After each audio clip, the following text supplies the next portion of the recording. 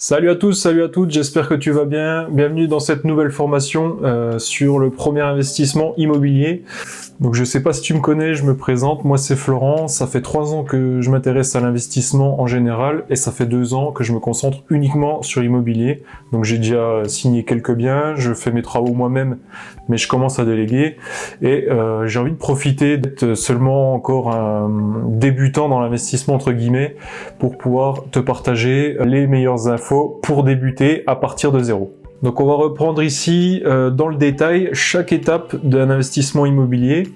Ça va du premier appel à l'agent immobilier à le rendez-vous avec le banquier jusque chez le notaire, puis la mise en location avec la recherche potentiel locataire à mettre en place. Dans cette formation, je vais t'apporter les points qui me semblent moi essentiels, mais il y a peut-être des trucs où je vais aller trop vite, où je vais prendre des raccourcis, mais c'est pour ça que je te demande de ne surtout pas hésiter à me poser tes questions dans les commentaires, pour que je puisse apporter des réponses à tes questions, sous forme peut-être d'un format court, peut-être juste en répondant à ton commentaire, ou peut-être que ça méritera une vidéo beaucoup plus longue, parce que c'est une étape qui pour moi me paraissent simples, mais qui sont pas évidentes pour tout le monde. Donc je t'invite à ne pas hésiter à poser des questions dans les commentaires, pour que je puisse savoir si ça va trop vite ou pas, et m'adapter, et te fournir le maximum de valeur au fur et à mesure de cette formation. Ici par contre, pas de vendeur de rêve, ça va être à toi d'aller chercher tes objectifs.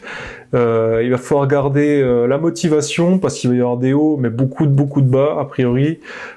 Si ça se passe très bien, tant mieux pour toi, mais dans la vie, c'est jamais comme on l'a prévu, donc c'est sûr que tu vas avoir des galères. C'est pour ça aussi que sur cette chaîne, j'ai envie de faire une partie de mindset et de motivation pour pouvoir garder le cap malgré les échecs qui vont arriver, et ça te permettra de ne rien lâcher et de continuer jour après jour vers ton objectif que je vais également t'aider à définir.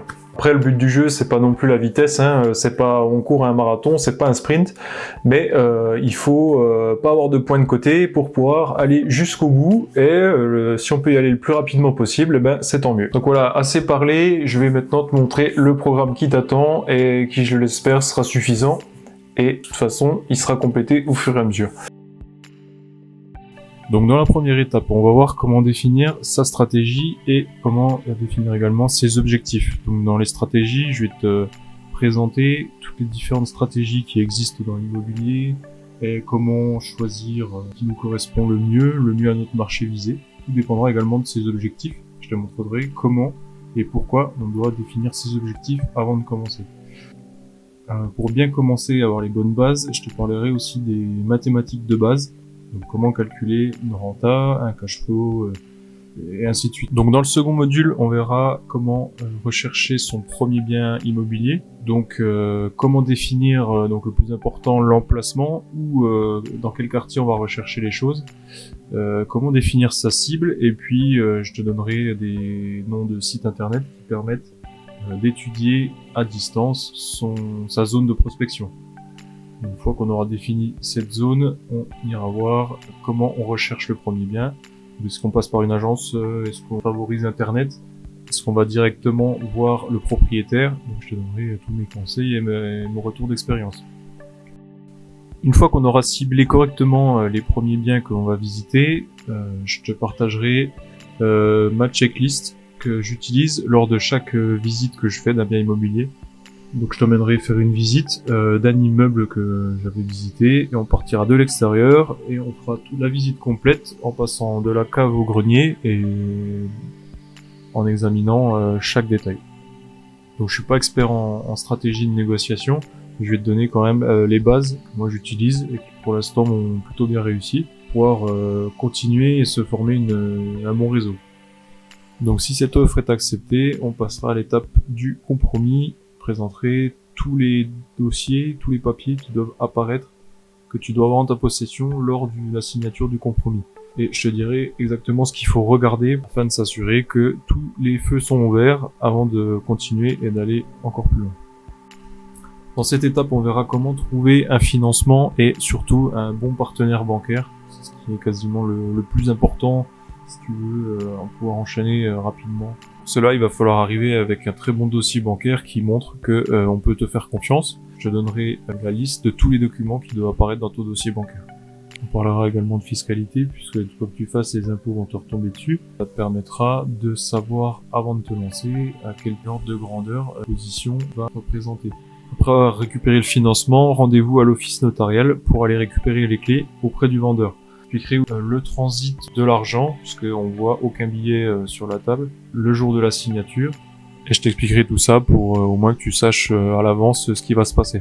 Donc une fois les clés récupérées, le plus simple vient d'être terminé. On n'a pas l'impression quand on commence, mais c'est en fait le plus simple, puisque ça se résume à passer des coups de téléphone et prendre des rendez-vous. Là, on va rentrer dans le dur du sujet. Donc ce sont les travaux. Donc on répondra à la question, est-ce qu'il faut les faire soi-même ou est-ce qu'il faut les faire faire? Je t'expliquerai les pour et les contre. Je te parlerai également rapidement des normes qu'il faut respecter pendant les travaux et ce à quoi il faut faire attention tout au long du chantier. On arrivera à la dernière partie qui est la mise en location de ton bien. Donc je t'expliquerai comment on fait une belle annonce Le Bon Coin, quel texte on peut mettre pour pouvoir faire un premier tri dans les profils locatifs et attirer à soi les meilleurs profils potentiels. Je vais également te parler de la mise en location en elle-même, la rédaction du bail et ce que tu peux mettre ou ne pas mettre dans ce bail. Et on conclura par des conseils pour la gestion tout au long de l'exploitation de ton bien. Donc voilà pour le programme, j'espère que tu trouves ça intéressant. On va essayer de détailler toutes les étapes et je vais également te donner mes retours d'expérience étape par étape, ce qui m'est arrivé, comme ça tu verras à quoi tu peux t'attendre et voilà comment traverser les épreuves, j'ai envie de dire, pour ne pas perdre confiance en soi et puis continuer à avancer jusqu'à atteindre ton objectif. Donc si ça t'intéresse, je t'invite à t'abonner à ma chaîne pour pouvoir avoir les notifications lorsque les prochains modules vont sortir. Et puis je te dis à une prochaine et à bientôt. Ciao!